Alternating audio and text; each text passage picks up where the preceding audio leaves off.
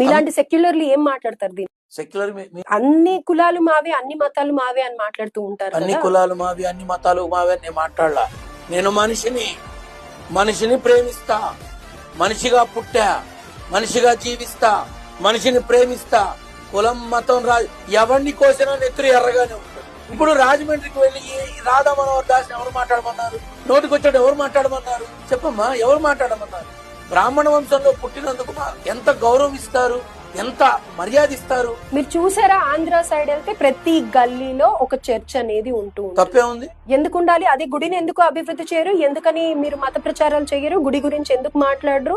హిందువులుగా ఉంటున్నారు. మీ తరఫున మీరు ఏం చేస్తున్నారు? దేవాదాయ ధర్మాదాయ శాఖ ఎలా వచ్చింది? అభివృద్ధి లేకపోతే ఏం చేయడం ఏంటి?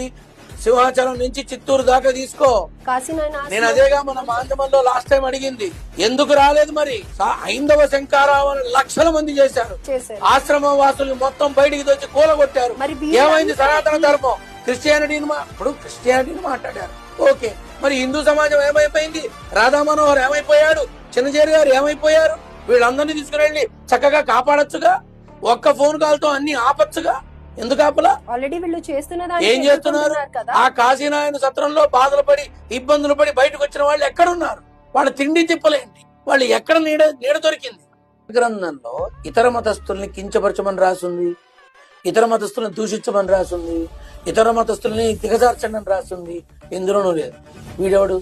ఇంకొక మతానికి సంబంధించిన విధానాల్ని, మనుషుల్ని వాటితో పోల్చడానికి ఈ మనిషి ఎవడమ్మా? బలవంతంగా మతం మారుస్తున్నారు. ఓకే, చెప్పు, తప్పు, ఇలా చెయ్యొద్దు. ఇష్టం ఉంటే తీసుకెళ్ళు, కష్టమైతే వదిలేయి.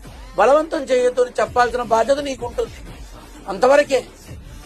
ఇంకో మతాన్ని నువ్వు గొర్రె మేక అంటున్నావు, మరి మటన్ తింటారు, చికెన్ తింటారు, అన్నీ తింటారుగా. నువ్వు వాళ్ళని అంటున్నావు కదా, మరి ఇక్కడ హిందువులు ఇవన్నీ తింటారుగా. ఏమ్మా, తింటారుగా. మండీలో అయితే పెద్ద ప్లేట్లు పెట్టి మరీ పెడతారు. నువ్వు ఎలా అంటావు ఇంకొక మతానికి సంబంధించిన వ్యక్తుల్ని? వాళ్ళు గొర్రెలు అని నువ్వు ఎలా అంటావు? నువ్వు ఇప్పుడు వాళ్ళు గొర్రెలు అంటే మరి నువ్వెవరివి? వాళ్ళు అనొచ్చుగా ఇంకో మాట. గొడవ అనేది ఇలానే మొదలవుతుందమ్మా. ఇద్దరు మనుషుల మధ్య ఉన్న దగ్గరితనం ఇలాంటి మాటల వల్ల దూరం పెరుగుతుంది.